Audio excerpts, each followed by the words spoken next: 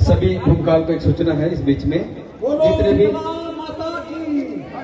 देगा तो बताओ उससे सवाल करोगे कि नहीं? अरे भाई सवाल करने में डर तो नहीं जाओगे? उनके पास ताकत है तो क्या आप डर जाओगे? उनके पास पुलिस है तो क्या आप सवाल भी नहीं करोगे? अपने बच्चों के भविष्य के लिए आप बोलोगे भी नहीं? लगातार हो रही बारिश के बीच में यहाँ कार्यक्रम चलते रहा और जो मुख्य वक्ता है लक्ष्मण यादव, उन्होंने भी आकर यहाँ पे जोरदार अपनी भाषण दिया। जिस प्रकार से वो टीवी चैनलों या फिर यूट्यूब के माध्यम से लोगों को जो है आदिवासी समाज के बारे में बताते थे, वैसी ही भाषण इन्होंने आज यहाँ पे दिया है। और लगातार बारिश के बीच भी समाज के लोग खड़े थे और ये कार्यक्रम पूरी तरीके से संपन्न हुआ। हमने लक्ष्मण यादव जी से भी बात की, उन्होंने क्या कहा देखिए। आज विश्व आदिवासी दिवस का एक बहुत महान दिन है। दुनिया भर में जो इंडिजिनियस पीपल है उसके लिए संयुक्त राष्ट्र संघ ने आज का दिन यानी 9 अगस्त को निर्धारित किया है और दुनिया भर के जो इंडिजिनियस पीपल हैं वो उसे बहुत खुशी से मनाते हैं कि ये उनकी पहचान का दिन है। उनके हक अधिकार को फिर से नए सिरे से संगठित करके आवाज उठाने का भी दिन है। आज उसी कड़ी में छत्तीसगढ़ के कांकेर जिले में मेरा आना हुआ और यहाँ सर्व आदिवासी समाज का एक बहुत बड़ा आयोजन विश्व आदिवासी दिवस के दिन हुआ। उन्होंने एक लंबी मांग पत्र रखी। इस जगह जहां ये कार्यक्रम हो रहा है इससे कई 100 किलोमीटर दूर से लोग इस कार्यक्रम में आए, एक उत्साह में आए कि आज हमारा खुशी का दिन है और पर्व में त्योहार में सच करके जैसे लोग आते हैं वैसे आए।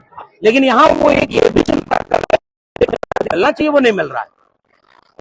मांग पत्र तैयार किया है, अगर जो मांगे हैं उसको इस देश की सुनेंगी, छत्तीसगढ़ की सरकार सुनेगी तो उसे लगेगा कि जो इस देश के मूल निवासी हैं, जो इस जल जंगल जमीन के पहले दावेदार हैं, जो इस जल जंगल जमीन के संरक्षक भी हैं, वो आज कितने भाव में है। मिसाल के तौर पर आपने कहा 32% आरक्षण, वो आरक्षण लागू कहाँ है, वो कहाँ मिल रहा है, वो अभी पता नहीं।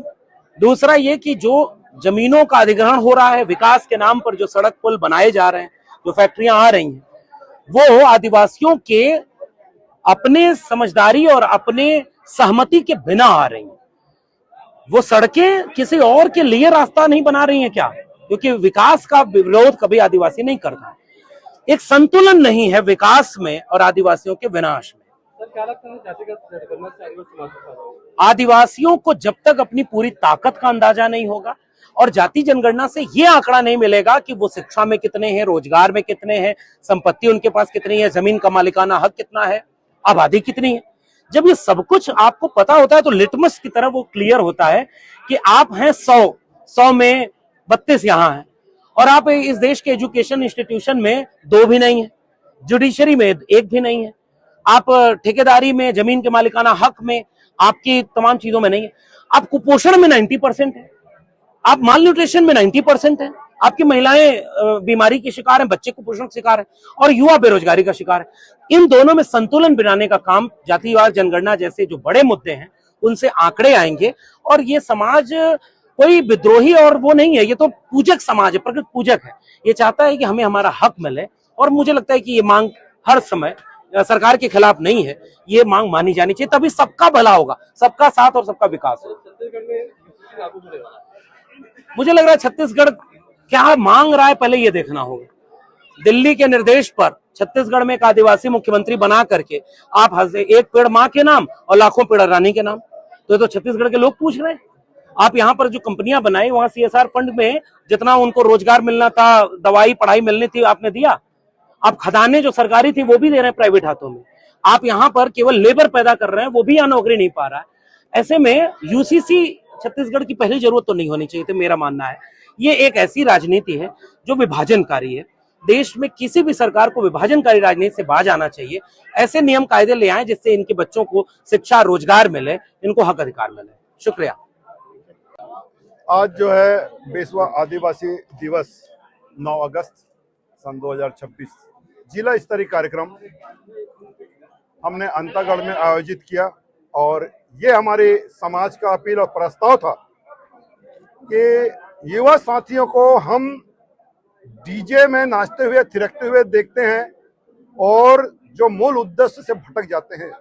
त्योहार हम क्यों कर रहे हैं, हमारी मांगे क्या है, हमारे किनको मांगे हैं, ये कुछ पता नहीं होता, नाचने में व्यस्त हो जाते हैं। इसलिए हमने एक प्रस्ताव लिया था कि पूरे जिले भर में कोई भी कार्यक्रम में आज के दिन डीजे नहीं बचेगा और सिर्फ अगर डीजे होगा तो कार्यक्रम स्थल में होगा और अगर कुछ रहेगा तो हमारी सांस्कृतिक जो भी वाद्य यंत्र यही रहेगा। ये हमने प्रस्ताव इस दिया था। कार्यक्रम में मुख्य मांगे क्या क्या रही है? इस कार्यक्रम में मुख्य मांगे शिक्षा, स्वास्थ्य और इस क्षेत्र के विकास ही रहा है। खासकर हम कांकेर जिले में अगर नजर डालते हैं तो आज के तारीख में हमारे कांकेर जिला में सबसे ज्यादा समस्या अंतागढ़ ब्लॉक में है। क्या लगता है आपकी मांगे पूरी होगी या फिर फिर बाद में आश्वासन दे दिया जाएगा? बिल्कुल आपने सही प्रश्न किया है कि आपका मांगे पूरी होगी या फिर आश्वासन ही मिलेगा। इसीलिए समाज ने एक निर्णय लिया है, हम सिर्फ 6 महीना इंतजार करेंगे और 6 महीने के बाद समाज जो है फिर से विचार करेगा और कुछ बड़ा करेगा। यहाँ जो सांसद और विधायक दोनों आदिवासी समुदाय से आते हैं, आप इसके बारे में क्या कहेंगे? चूंकि ये 5वीं अनुसूचित क्षेत्र है तो सांसद और विधायक का पोस्ट ही आदिवासी होगा, लेकिन इसका ये मतलब नहीं होता कि वो समाज को कितना अच्छा समझता है, क्या है, वो तो उनकी सोच और विवेक पर निर्भर करता है। निश्चित तौर पे आदिवासी समाज की जन जागरूकता करने के लिए, उनके संवैधानिक हक अधिकार को बातों को बताने के लिए, संवैधानिक मुद्दों को बताने के लिए आज 9 अगस्त विश्व मूलवासी दिवस के अवसर पर दिल्ली से प्रोफेसर लक्ष्मण यादव जी को हम लोगों ने बुलाया था, जिन्होंने आज आकर के संवैधानिक बस्तर की जो हक अधिकार है, शिक्षा, स्वास्थ्य, मूलभूत सुविधाएं हैं, जल जंगल जमीन है, उन सब के बारे में सारगर तरीके से समाज को बताए हैं।